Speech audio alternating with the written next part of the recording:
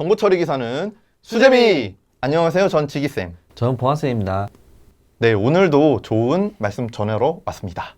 베스트 합격 수기 해루님의 수기입니다. 네, 먼저 소개해 드리면요. 비전공자시고요. 동차 합격하신 분입니다. 훌륭하시네요. 그리고 또 특별한 소개가 있는데요. 카페에 글을 쓰거나 댓글을 다는 걸 정말 귀찮아하시는 분이에요. 맞아요. 이런 분들 많아요. 네, 정말 귀찮았는데 카페에 그리고 여러 도움을 받아서 감사한 마음이 있어가지고 이렇게 후기까지 전하게 되었다고 합니다. 공부 방법 말씀드리면요.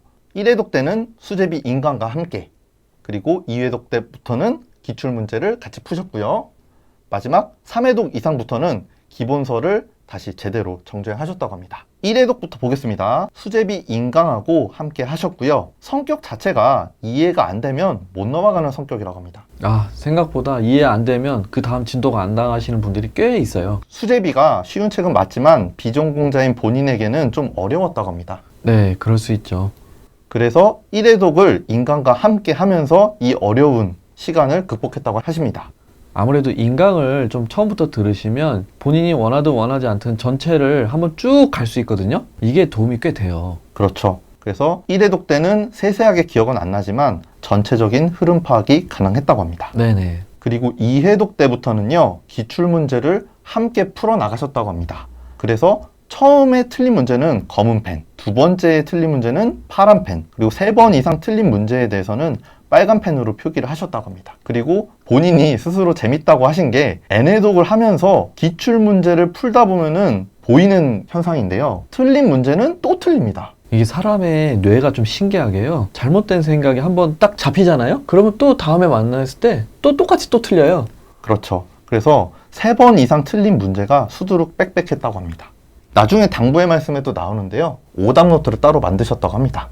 그리고 마지막으로 3회독 이상부터는 기본서를 중심으로 공부를 하셨는데요. 이때부터는 약수령에 대한 대비를 위해서 손으로 직접 써보는 연습도 추가하셨다고 합니다. 그리고 단원별로 키워드를 정리를 했고요. 이때는 제일 책 뒤편에 있는 찾아보기를 활용하셨습니다. 네, 이 찾아보기가 인덱스라고만 생각하실 수도 있는데 이걸 이용해서 정리하는 데도 많은 도움이 돼요. 그렇죠. 중요 개념이 보통 찾아보기에 나와 있기 때문에요. 그리고 키워드만 놓고 직접 쓰는 연습을 하셨는데 어떻게 했냐? 정규하란이라고 물어본다면 데이터의 불필요한 중복에 의한 이상 현상을 제거하기 위한 기법이다. 이렇게 쓰면 약수령에서도 그냥 100점 만점이거든요. 그럼요. 네, 그래서 이렇게 직접 써보는 연습을 하면서 약수령만 대비를 한 게 아니라 단답형도 이걸로 대비가 됩니다. 네, 이렇게 공부를 하셨다는 것을 말씀드리겠고요. 네, 끝으로 몇 가지 당부의 말씀을 드리는데요. 먼저 오답 노트는 퀴즐렛을 활용을 했다라고 하셨습니다. 그러니까 오답 노트의 정리를 좀 강조를 하셨고요. 그리고 프로그래밍, SQL은 절대 포기하지 말아라.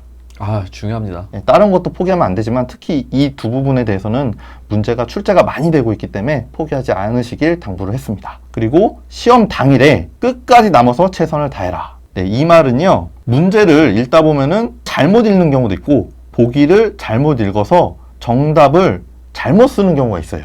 이런 부분을 방지하기 위해서 끝까지 남아가지고 문제를 다시 한번 제대로 읽어보라는 내용이었고요. 아무래도 이제 수험생들이 이 시험을 풀다 보면요.